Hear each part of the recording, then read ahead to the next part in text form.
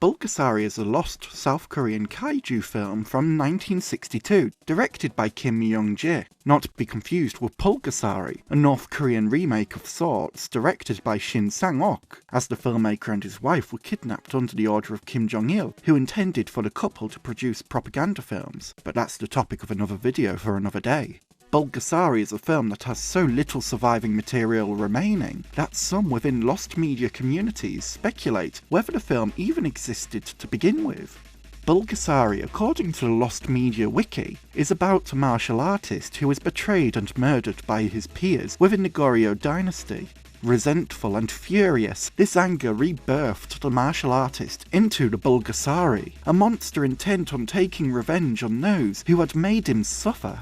While a fairly simplistic narrative, likely due to the rare surviving materials provided that offer scant details on the film, this basic plot summary of Bulgasari, if handled with care and consideration, could have been an engaging moral tale about not taking advantage of or abusing others close to us, that, in the long run, there is the possibility of folkloric retribution. Before going any further, however, it's worth acknowledging what exactly is a Bulgasari anyway. A mythical creature originating within Korean folklore with a hunger for metal, a fierce being that is invulnerable to conventional means of defense. For the website mythlock.com, Nitin Nair writes a vivid description of the Bulgasari, providing a visual idea of its appearance and scale. Bulgasari, a creature of awe and terror, is often depicted as a fearsome hybrid combining the traits of a boar and a bear, adorned with iron-like skin impervious to conventional weapons. Its imposing stature, marked by sharp tusks and powerful limbs, instills fear with thunderous roars and a penetrating gaze. This formidable being is described in various legends as a towering presence, evoking primal strength and ferocity. Additionally, Bulgasari's physical form is a mosaic of animal features, with a body resembling a bear, the nose of an elephant, the eyes of a rhinoceros, the claws of a tiger, and other distinct attributes. These elements combined create a creature of immense power and menace, capable of striking fear into the hearts of those who encounter it. Moreover, its insatiable appetite for metal fuels its growth, rendering it virtually invincible. Thus, Bulgasari embodies both physical prowess and supernatural resilience, making it a truly formidable force in Korean mythology. With its fusion of animalistic physical traits, its gargantuan size, and its origins in Korean folklore, the Bulgasari feels like an apt source of inspiration for a South Korean kaiju-like movie, especially as kaiju films were proving to be popular internationally during the 1960s. The creature's primal form and penchant for destruction, a great source of potential for practical special effects work, as well as imaginative costume design for the Bulgasari itself. However, Bulgasari wouldn't become South Korea's entry into the pantheon of kaiju-like cinema, as the film was reportedly reviewed negatively. The Lost Media Wiki highlights this, stating that before the film was released, critics unanimously wrote negative reviews about the film. People in the 1960s thought historical films were the only spectacles worth watching, and this movie was treated as childish and trashy. Such a review can be found on the cultural section of the Chosun Ilbo newspaper on December 7th, 1962.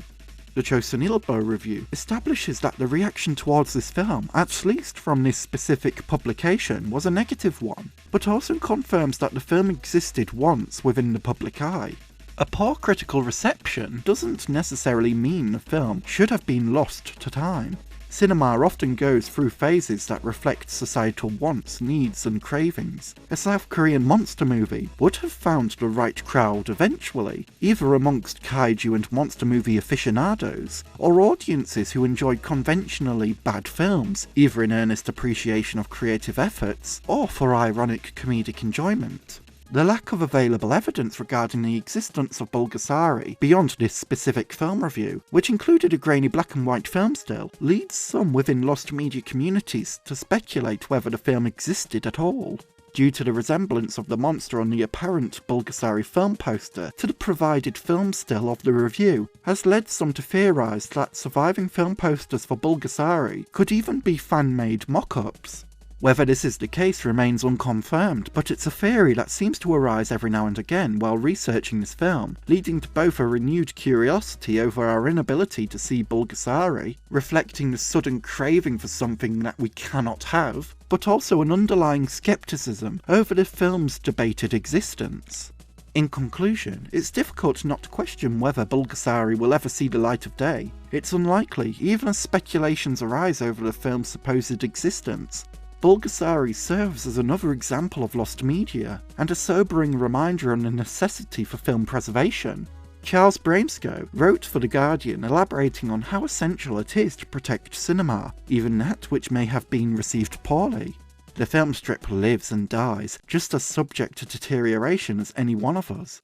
To indefinitely continue access to the ever-expanding glut of content, not just an invaluable artistic heritage, but a crucial account of how the world is and was, requires a Herculean ongoing restoration effort from a global network of passionate experts and cinephiles.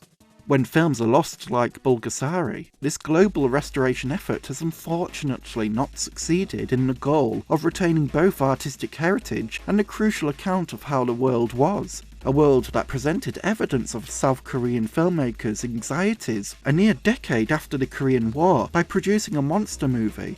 A monster as a manifestation of a likely unending terror. The film displaying an emotion of fear and creativity that, while maybe not effective in its intent according to the surviving review, likely captured how it was to feel at the time and place of its production. If there's anything we can learn about films that fall through the cracks like this, like Bulgasari, is that we must continue our efforts in film archivism, restoration, and rediscovery.